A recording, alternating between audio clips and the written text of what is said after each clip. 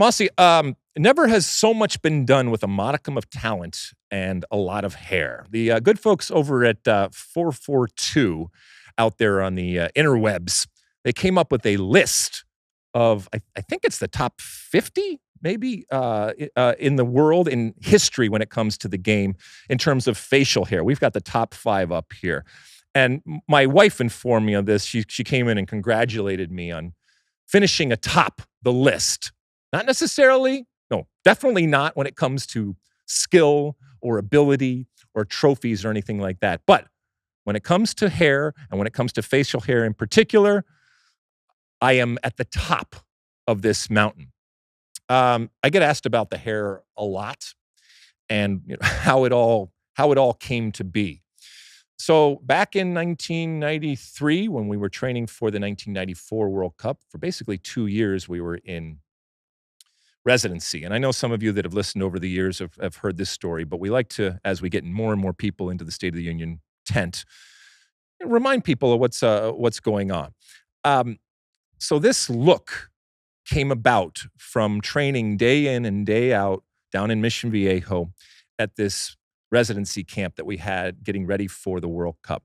When I first arrived in January of 1993, Bora Milutinovic sent his lackey, his person, if you will, to inform me in no uncertain terms that Bora wanted me to cut my hair. At that point, I just had long hair, didn't have a goatee, just had long hair. And I screamed and yelled about it, but I would do anything to stick around with the national team with the ultimate prize of possibly playing in a World Cup and being part of that World Cup team in 1994. And so I walked down, we were in Arizona, never forget, walked down the road, got my hair cut, put all the hair into a bag and brought it back with me.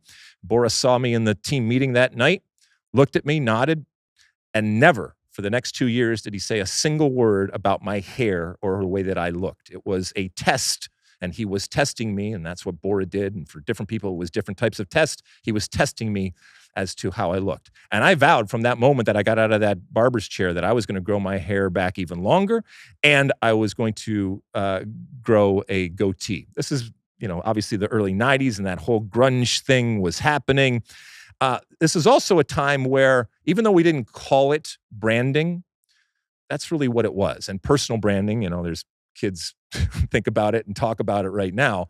But I recognized that my aesthetic and the way that I presented myself could have an impact in terms of the performance. I always considered myself an entertainer, and my costume, whether it was the uniform or the clothes that I was wearing, or whether it was the way I presented myself in terms of my hair. And I wanted to stand out. I wanted to have a look and a distinctive look, and I certainly did. And I used it to my advantage. I grew up, thinking about things in terms of entertainment, in terms of performance. Obviously, I equated a lot of things with music and the way that bands or individual artists branded themselves, and the way that individual artists and bands used their aesthetics, and the way that they costumed themselves, and all that kind of stuff. And so that's how this ultimately came about. It went away, and it has been away for a long time, and it will not make a return. I like to say I cleaned up on the outside, Mosse, but I'm still a mess on the inside. But it's nice to know that it's still being recognized when it comes to lists out there of facial hair. Yeah, you could not have played for George Steinbrenner's Yankees or Daniel Passarella's Argentina. They were both staunchly against facial hair.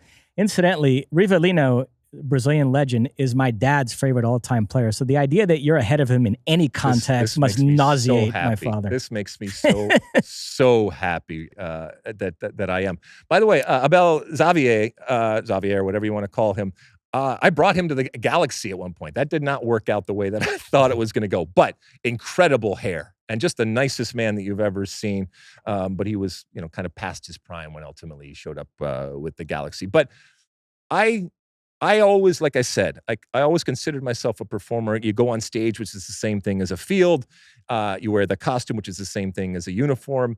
You rehearse, which is the same thing as practicing or training, whatever you want to call it. And you go in front of a crowd, which is the same thing as an audience or anything like that. And I wanted to have a reaction in terms of the things that I did and in the terms of the way that I presented myself. And it's one of the things that I love about soccer, because there's no helmets, because you're not all covered up. You really get to express yourself. But the long hair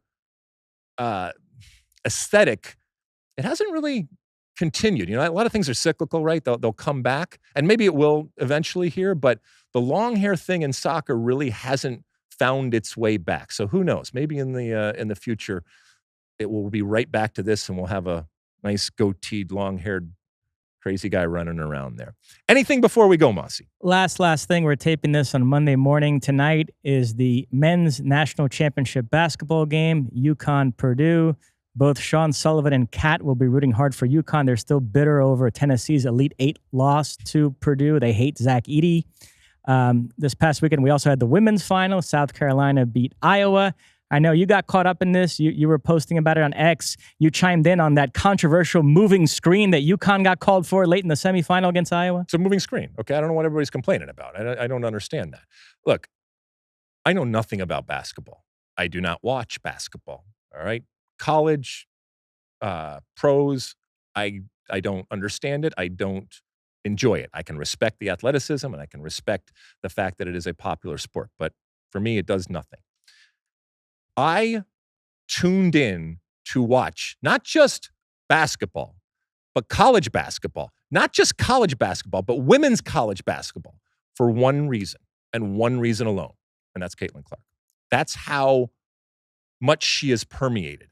That's how important she is, not just to college basketball, but to the sport. That's how much of an iconic figure and how much power she has amassed, all right? I knew about it, and I voluntarily tuned in to watch, to see her play. Not to see anybody else play, not to ultimately see who wins, but to see her play. And anybody out there that is screaming and yelling about Caitlin Clark, you are a moron.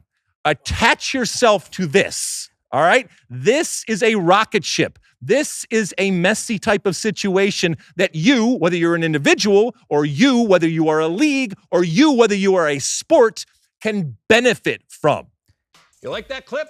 Well, my State of the Union podcast drops twice a week right here on my very own YouTube page. The only way to stay up to date is to hit that subscribe button down below. Size the day, and see you soon.